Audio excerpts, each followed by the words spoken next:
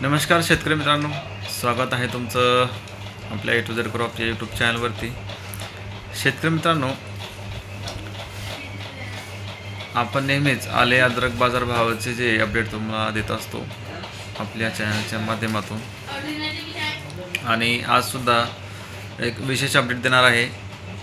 तर आले अद्रकीच्या भावामध्ये थोडी घसरण झालेली आहे, त्या संदर्भात आज सविस्तर माहिती जाणून घेऊ आपल्या चॅनलवरती. तुम्ही जर नवीन असाल तर चॅनलला सबस्क्राईब करा आणि वरती दिलेलं बेल आयकॉन दाबा, जेणेकरून तुम्हाला अशाच नवनवीन फळांच्या बाबतीत माहिती आपण आपल्या चॅनलच्या माध्यमातून देत आहे. इतर नवीन पिकं लागवड करून त्याची माहिती देत आहे आणि आले अद्रकचे भाव अपडेट आहे ते तुम्हाला देत आहे. तर शेतकरी मित्रांनो, एप्रिल महिना लागलेला आहे आणि एप्रिल महिन्याच्या एक 4 ते 5 तारखेला आले अद्रकीचे भाव एकदम कमी झालेले आहेत, एक 3-4 रुपयाने. तर ही जी घसरण आहे ही अचानक झालेली आहे. ही अपेक्षा नव्हती की एवढे भाव कमी होतील म्हणून. तर हे कशामुळे झालं आणि पुढे काय अंदाज राहील याच्याबद्दल आपण थोडक्यात जाणून घेऊ. 1 ते 2 तारखेपर्यंत एप्रिल महिन्याच्या 2 ते 3 तारखेपर्यंत भाव जे आहेत स्थिर होते. जवळपास 38-40 रुपयापर्यंत हे भाव चालू होते चांगल्या मालाला, आणि तसं 36 रुपयापर्यंत होते. 36 रुपयापासून सुरुवात होती तर 40 रुपयापर्यंत सौदे चालू होते. त्यानंतर 4 तारखेला आणि आजची 5 तारीख आहे, तर आज रोजी हे कालपासून जे तर आले अद्रकीच्या भावामध्ये थोडी घसरण झालेली आहे. म्हणजेच व्यापारी जे आहे तर 32 ते 30 रुपयाने आज माल मागत आहे.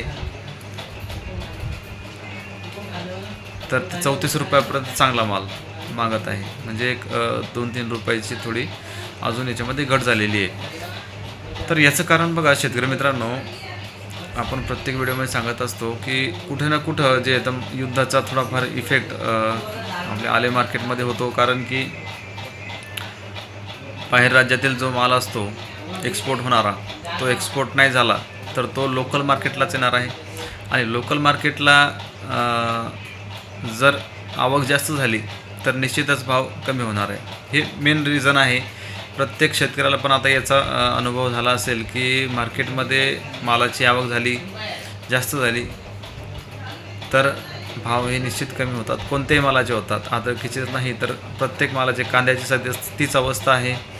शेतकऱ्यांचं जे कोणताही माल असो त्या मालाची आवक जास्त झाली, प्रोडक्शन जास्त झालं, किंवा मग खरेदी करणार कोण नसलं तर हे निश्चितच हे भाव जे तर कमी होतात.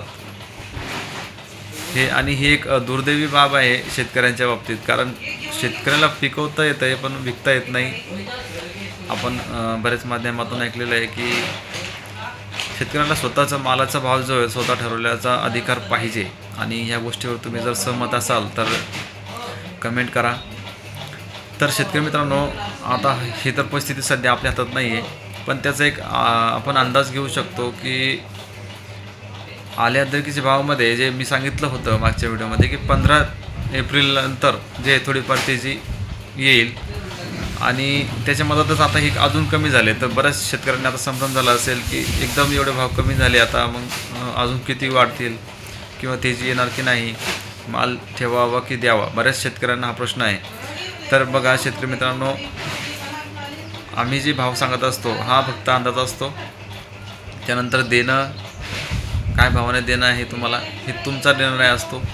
फक्त एवढंच आहे की आमचा व्हिडिओ बघून आम्ही तुम्हाला सल्ला देऊ शकतो की जेणेकरून काय होत असते, जे शेतकरी नवीन आहे त्यांना मार्केटचं अजून माहीत नाही, किंवा अद्रकीला पुढं चालून ठेवायचं, तुम्हाला खोडवा प्लॉट ठेवायचा आहे, तर खोडवा प्लॉटचे फायदे किंवा नुकसान हे पण जाणून घेण्याचं जे तर जाणून घेतलं पाहिजे शेतकऱ्यांनी. ज्या शेतकऱ्यांना अजून माल थांबवायचा आहे तर त्याच्यामध्ये काही अडीअडचणी पण असतात. असं नाही का थांबवायचा म्हणून नाही द्यायचा, सध्या नाही द्यायचा, पण पुढं चालून भाव वाढू पण शकतात किंवा अजून थोडे कमी पण होऊ शकतात. हे भविष्यातली गोष्ट आहे.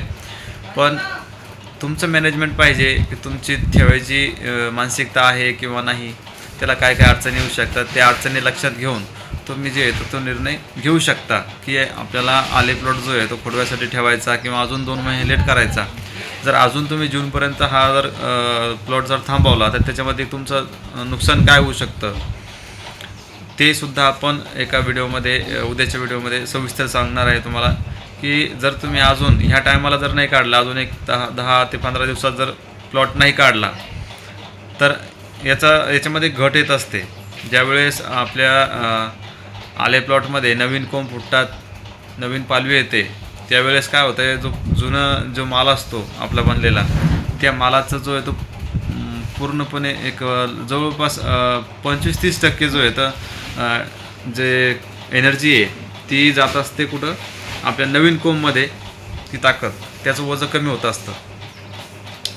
तसंच आणि त्याला बनायला आता जी नवीन जर आपला कवळा माल असतो तो पोसायला त्याला टाईम लागतो आणि तो कवळा माल जो आहे तो मार्केटमध्ये चालत नाही.